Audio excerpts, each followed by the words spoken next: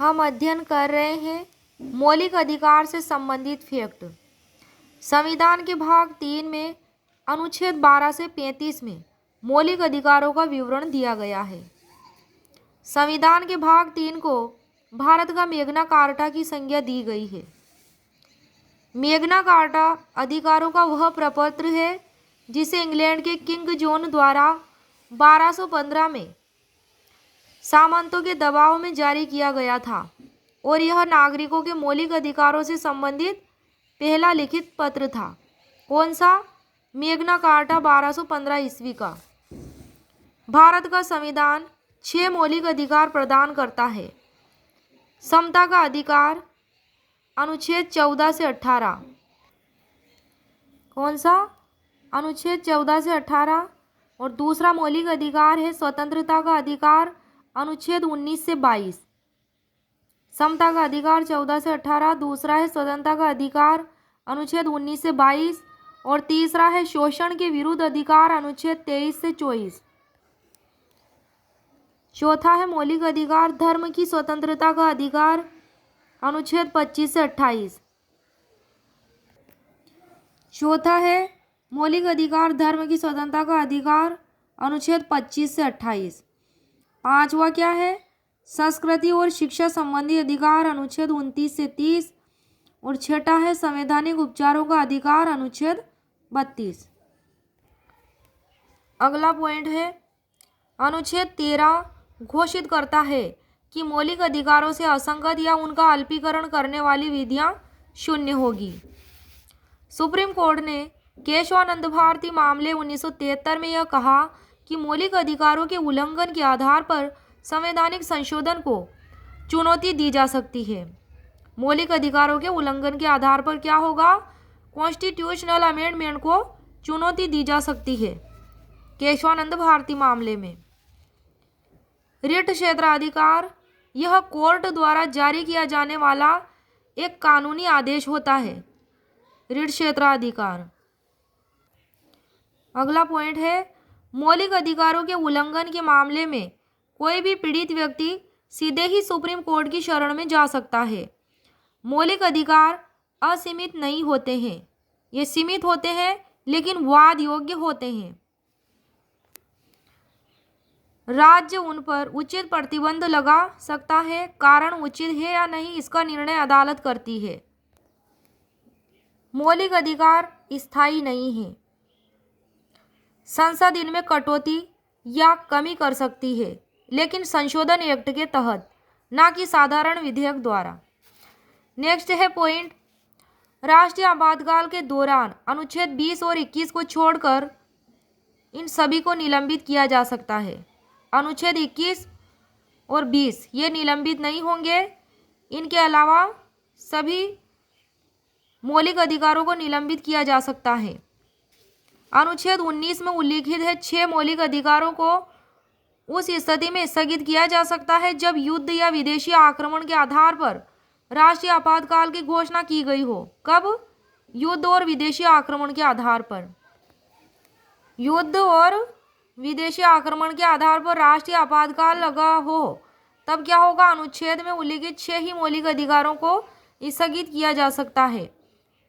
इन्हें सशस्त्र विद्रोह आंतरिक आपातकाल के आधार पर स्थगित नहीं किया जा सकता। किनको? अनुच्छेद 19 में प्रदत्त 6 मौलिक अधिकारों को सशस्त्र विद्रोह या आंतरिक आपातकाल के आधार पर पोस्टपोन नहीं किया जा सकता।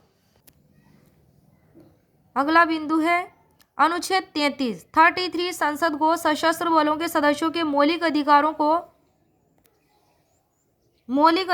को प्रतिबंधित करने का अधिकार देता है। इस प्रावधान का उद्देश्य उनके कर्तव्यों का उचित निर्वहन और उनके बीच अनुशासन को सुनिश्चित करना है। कौन सा अनुच्छेद संसद को सशस्त्र बलों के सदस्यों के मौलिक अधिकारों को प्रतिबंधित करने का अधिकार देता है? अनुच्छेद 33। अनुच्छेद 34 यह मौलिक अधिकारों पर तब प्रतिबंध लगाता है जब भारत में कहीं भी मार्शल लॉ लागू हो। इस सिद्धांत को ब्रिटिश कानून से लिया गया है, मार्शल लॉ को। हालांकि मार्शल लॉ की व्याख्या संविधान में कहीं नहीं की गई है, लेकिन इसका शाब्दिक अर्थ है सैन्य शासन। नेक्स्ट है पॉइंट, अनुच्छेद 21 भारतीय नागरिकों और गैर नागरिकों पर समान रूप से लागू होता है। गैर नागरिकों पर भी लागू हो जाता है अनुच्छेद 21। अनुच्छेद 19 यह केवल भारतीय नागरिकों को ही प्राप्त है। अनुच्छेद 19 और यह विदेशी नागरिकों पर लागू नहीं होता है। अनुच्छेद 19। भारत में संपत्ति के अधिकार की क्या स्थिति है? यह किसी भी व्यक्ति के लिए उपलब्ध विधिक अधिकार है। किसी भी व्यक्ति के लिए उपलब्ध विधिक अधिकार है। किसी भी व्यक्ति के लिए उपलब्ध विधिक अधिकार है। संपत्ति के अधिकार की स्थिति भारत में ये है। अगला पॉइंट है विदेशी नागरिकों और भारतीय नागरिकों को प्राप्त मौलिक अधिकार, जो गैर नागरिकों को भी प्राप्त है शत्रु देश को छोड़कर। अनुच्छेद 14 विधि के समक्ष समता और विधियों का समान संरक्षण, ये दोनों को ही प्राप्त है, भारतीय नागरिकों और विदेशी नागरिकों को। अपराधों के लिए दोष सिद्धि के संबंध में संरक्षण, अनुच्छेद 20, अनुच्छेद 14, अनुच्छेद 20 ये भी विदेशी नागरिकों पर भी लागू होता है। प्राण और देह स्वतंत्रता का संरक्षण, अनुच्छेद 21 ये भी विदेशी नागरिकों को प्राप्त है। अनुच्छेद 21 ये प्रारंभिक शिक्षा का अधिकार, यह भी विदेशी नागरिकों को भी प्राप्त है। अनुच्छेद 22 कुछ मामलों में हिरासत और नजरबंदी से संरक्षण, यह भी विदेशी नागरिकों को प्राप्त है। अनुच्छेद 23 बलात्श्रम और अवैध मानव व्यापार के विरुद्ध प्रतिषेध, यह भी विदेशी नागरिकों को प्राप्त है। गैर भारतीयों को भी प्राप्त है, गैर भारतीय नागरिकों को भी। कारखाना आदि में बच्चों के नियोजन का प्रतिषेध, अनुच्छेद 24 ये भी गैर भारतीयों को प्राप्त है। अनुच्छेद 25 धर्म की अभिवृद्धि के लिए प्रयास करने की स्वतंत्रता। अनुच्छेद 26 धार्मिक संस्थानों के संचालन की स्वतंत्रता। अनुच्छेद 27 किसी धर्म को प्रोत्साहित करने हेतु कर से छूट। अनुच्छेद 28 कुछ शिक्षण संस्थानों में धार्मिक शिक्षा या पूजा में भाग लेने के बारे में स्वतंत्रता। तो ये जो अधिकार हमने डिस्कस किए हैं ये भारतीय नागरिकों के साथ साथ गैर भारतीय नागरिकों अर्थात विदेशियों पर भी लागू होते हैं। गैर नागरिकों को प्राप्त मौलिक अधिकार, भारतीय नागरिकों के साथ साथ गैर नागरिकों को प्राप्त मौलिक अधिकार है अनुच्छेद 14, अनुच्छेद 20, अनुच्छेद 21, अनुच्छेद 21 है, अनुच्छेद 22, अनुच्छेद 23, अनुच्छेद 24, अनुच्छेद 25, अनुच्छेद 26, अनुच्छेद 27, अनुच्छेद 28। वे मौलिक अधिकार जो केवल भारतीय नागरिकों को ही प्राप्त है, ना कि गैर नागरिकों को, जो विदेशी नागरिकों को प्राप्त नहीं है, केवल भारतीय नागरिकों को प्राप्त है।